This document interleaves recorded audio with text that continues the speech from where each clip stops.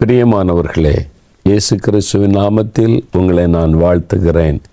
நீங்களும் உங்கள் வீட்டாரும் சுகமாயிருப்பீர்கள் என்று நான் நம்புகிறேன். குடும்பத்தை குறித்த ஒரு காரியத்தை நான் சொல்ல விரும்புகிறேன். ஒரு குடும்பம் சந்தோஷமா, மகிழ்ச்சியா, ஒற்றுமையா, ஆனந்தமா இருக்க வேண்டுமானால் அதில் பெண்களுடைய பங்கு ரொம்ப முக்கியமானது. அதில் ஆண்களுக்கும் பங்கு இருக்கிறது. ஆனால் பெண்களுடைய பங்கு ரொம்ப முக்கியமானது, விசேஷமானது. அவங்ககிட்ட தேவன் ஒரு பெரிய பொறுப்பை கொடுத்திருக்கிறார். குடும்பத்தை கட்டுகிற பொறுப்பு. அந்த ஆசீர்வாதம் பெண்களுக்குரியது. இயற்கையின்படி, சுபாவத்தின்படியே அவங்களுக்குள்ளதான் அந்த மாதிரி சுபாவங்கள் இருப்பதை பார்க்க முடியும். ஆண்டவர் அந்த கிருபையை அவளுக்கு விசேஷமாய் கொடுத்திருக்கிறார். அதனால தான் பெண்கள் தேவனுடைய பார்வையில் ரொம்ப விசேஷமானவர்கள். குணசாலியான ஸ்திரியை கண்டுபிடிப்பவன் யார்? அவளுடைய விலை முத்துக்களை பார்க்கலும் பெரிது என்று வேதம் அவளை பெருமையாய் பேசுகிறது. அப்போ குடும்பத்தை கட்டுகிற அந்த பொறுப்பை பெண்கள் கையில கொடுத்திருப்பதாக ஆண்டோடைய வசனம் சொல்லுகிறது. அதனால பெண்களாகிய நீங்கள் உங்களுடைய குடும்பத்துக்கு ரொம்ப முக்கியமானவர்கள். அப்படி உங்களுடைய குடும்பத்தில் அந்த உங்கள் மூலமாய் ஒரு சமாதானம், ஆசீர்வாதம் உண்டாவதற்கு நீங்கள் சில தியாகத்தை பண்ணணும். தியாகம் பண்ணித்தான் வர்றீங்க. சொந்த வீட்டை விட்டு, சொந்த குடும்பத்தை விட்டு ஒரு புது வீட்டுக்குள்ள, ஒரு புதிய உறவுகள், ஒரு புதிய இடம், அந்த சூழ்நிலைக்கு நீங்கள் வருகிறீர்கள். அதுதான் ஆண்டவர் வைத்திருக்கிற ஒரு ஒழுங்கு. சரி, இந்த சமயத்தில் சிலர், எல்லாரும் அல்ல, சிலர் செய்கிற தவறு குடும்பங்களுக்குள்ளே பாதிப்பை கொண்டு வந்து விடுகிறாரு. ஒரு வேத வசனத்தை நான் வாசிக்கிறேன். 45ஆம் சங்கீதம் 10-11 வசனங்கள். 45ஆம் சங்கீதம் 10-11 வசனங்கள் பாருங்க. குமாரத்தியே, நீ கேள், நீ உன் செவியை சாய்த்து சிந்தித்துக்கொள். உன் ஜனத்தையும் உன் தகப்பன் வீட்டையும் மறந்துவிடு. அப்பொழுது ராஜா உன் அழகில் பிரியப்படுவார். நீ உன் தகப்பன் வீட்டையும் உன் ஜனத்தையும் மறந்துவிட்டால் ராஜா உன் அழகிலே பிரியப்படுவார். பாருங்கள், உங்களுடைய கணவர் உங்க மேல பிரியம் வைக்கணும், ஆசை வைக்கணும், அன்பு வைக்கணுமானா நீங்க செய்ய வேண்டிய ஒரு காரியம் இருக்கிறாரு. உங்கள் ஜனத்தையும் உங்கள் தகப்பன் வீட்டையும் மறக்கணும். நீங்க அதை நினைத்து கொண்டே புகுந்து வீட்டுக்குள்ள வரக்கூடாது. அதை மறக்கணும் அப்படின்னு வேத வசனம் சொல்லுகிறாரு. அதுக்காக தாய் தகப்பனையே நம்ம மறந்துட்டு தொடர்பு கொள்ளாமல் இருக்கணும் என்கிற அர்த்தத்தில் வசனம் சொல்லவில்லை. நீங்கள் புகுந்து வீட்டுக்குள்ளே வந்த பிறகு, எங்கள் அப்பா அப்படி, எங்கள் அண்ணன் என்னை அப்படி வச்சுருந்தாங்க, எங்கள் குடும்பம் எப்படி தெரியுமா, எங்கள் வீட்டில் எப்படி இருந்துச்சு தெரியுமா, நீங்கள் பிறந்த வீட்டு புகழை பாடிக்கொண்டு பிறந்த வீட்டில் உள்ள காரியத்தை மேன்மைப்படுத்தி பேசி கொண்டிருந்தால் நீங்கள் புகுந்த வீட்டில் சமாதானமாக நிம்மதியாக இருக்க முடியாது. அது பாதிப்பை உண்டாக்கும். யாராக இருந்தாலும் பாதிப்பை உண்டாக்கும். அதனால தான் ஆண்டவருடைய வசனமே சொல்லுது, மறந்துரு, அந்த காரியத்தெல்லாம் மறந்துரு. அது நிரந்தரமானதல்ல. உங்களுடைய தாய் வீட்டில், தகப்பன் வீட்டில் அவங்க கொஞ்சினது, அவங்களுக்கு அன்பு பாராட்டினது, அதெல்லாம் நிரந்தரம் கிடையாது. திருமணமாகும் வரைக்கும் தான் பிள்ளைகளை வளர்க்க முடியும். அதன் பிறகு புகுந்த வீடு தான் நிரந்தரம். இனி சாகும் வரைக்கும் இந்த உறவை பிரிக்க முடியாது. ஆரம்பத்தில் கொஞ்சம் கஷ்டமா இருந்தால் அப்புறம் இதுதான் என் வீடு, என் கணவர், என் பிள்ளை, என் குடும்பம், அது வந்துவிடும். அதனால இதுதான் உண்மை.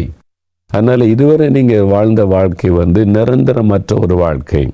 இப்போ ஒரு புகுந்த வீட்டுகளை எப்போ நீங்க வந்தீங்களோ, எப்போ உங்களுக்கு திருமணமாகி கணவர் வந்துட்டாரோ, இதுதான் ஒரு நிரந்தரம். சாகும் வரைக்கும், மரணம் வரைக்கும் உங்களை யாரும் பிரிக்க முடியாது, பிரிக்க கூடாது, பிரிந்து போக கூடாது.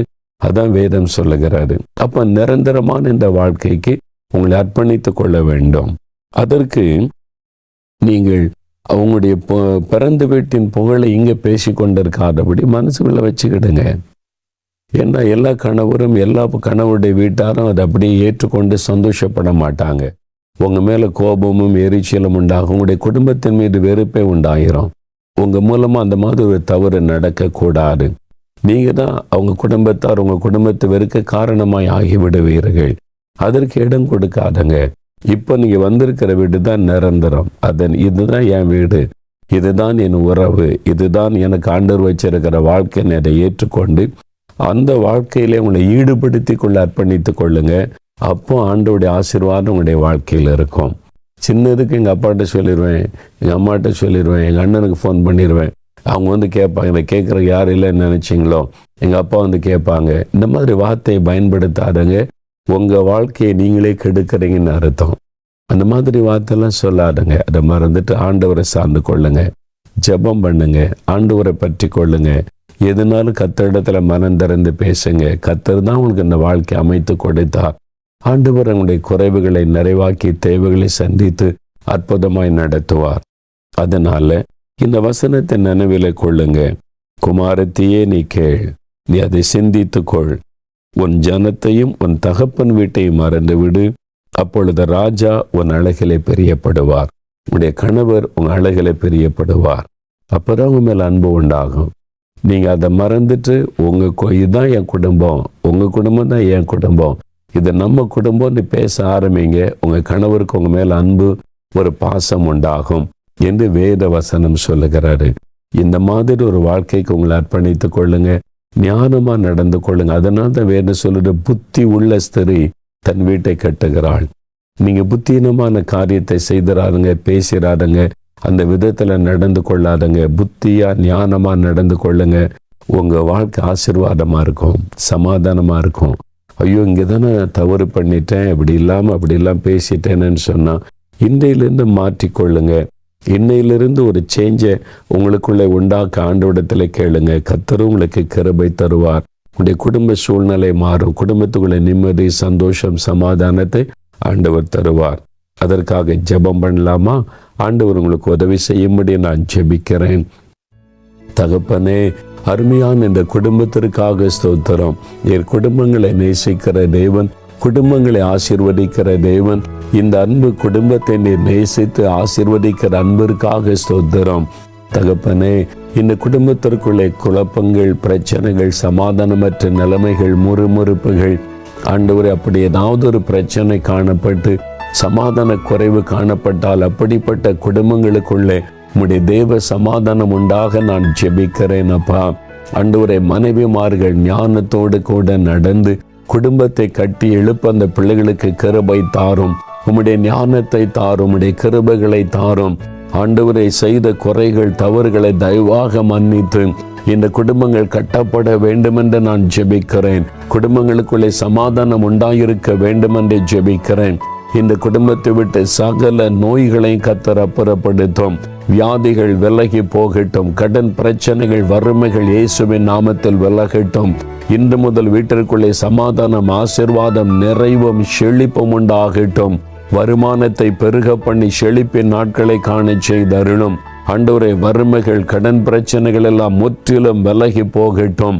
கர்த்தர் இன்று முதல் ஆசீர்வதிக்கிற அன்பிற்காக உமக்கு ஸ்தோத்திரம்.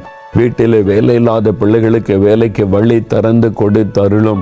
வருமானத்திற்காக காத்திருக்கிற பிரயாசப்படுகிற பிள்ளைகளுக்கு வழிகளை திறந்து தாரும். அவருடைய மன விருப்பங்களை நிறைவேற்றி அருளும். கொடிய நோய்களினால் பாதிக்கப்பட்டு குடும்பமே கலங்கி நிற்கிற குடும்பங்களுக்காக ஜெபிக்கிறேன். போராத இந்த வியாதிகள் இயேசுவின் நாமத்தில் விலகட்டும். கேன்சர் வியாதி மறையட்டும் இயேசுவின் நாமத்தில். பாதிக்கப்பட்ட சிறுநீரகங்கள் சுகம் அடையட்டும். இருதயங்கள் இயேசுவின் நாமத்தில் சுகம் அடையட்டும். ஆண்டவருடைய தழும்புள்ள கரம் தொட்டதற்காக உமக்கு ஸ்தோத்திரம். கர்த்தர் அற்புதம் செய்துவிட்டதற்காக ஸ்தோத்திரம். ஆசீர்வதித்ததற்காக உமக்கு ஸ்தோத்திரம். இயேசு கிறிஸ்துவின் நாமத்தில் ஜெபிக்கிறோம் பிதாவே. ஆமேன், ஆமேன். பிரியமானவர்களே, ஆண்டவர் ஜெபத்தை கேட்டார், அற்புதம் செய்து விட்டார். உங்க குடும்பத்துக்குள்ள தேவ சமாதானம் என்றைக்கும் நிலைத்திருக்கும். வசனத்தை வாசிங்க, அதன்படி நடந்து கொள்ள உங்களை அர்ப்பணிங்க. ஆண்டவர் கிருபை தருவார். எந்த பிரச்சனையினாலும் மாற்றி சமாதானம் கொடுக்க இயேசு வல்லமை உள்ளவர். கட்டாயம் குடும்பத்துக்குள்ள சமாதானம், ஆசீர்வாதம் நிலைத்திருக்கும். ஆமேன்.